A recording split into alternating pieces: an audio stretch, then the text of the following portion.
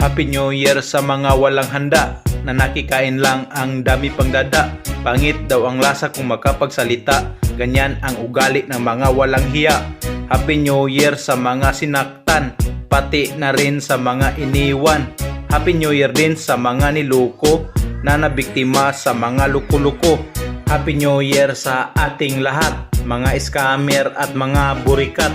Sana pagpalain kayo ng may kapal upang hindi masampal ang mukha nyong makapal. Happy New Year sa mga chismusa, palaging nagchismis kahit walang pira. Ako ay magdasal para lang sa inyo, sana sa sunod na taon magbago na kayo. Happy New Year din sa nasa kulungan, nakakulong na walang kasalanan.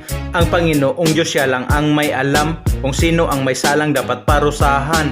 Mga OFW, Happy New Year din. Malayo sa pamilya, masakit isipin. Upang sila'y makontak, i-video call nyo para maramdaman na magkasama kayo. Happy New Year din sa mga magpaputok doon sa labas kung ayaw mong ipasok. Pag-isipang mabuti kung hindi ka pa handa, baka ito'y sumabog at ikay mabigla.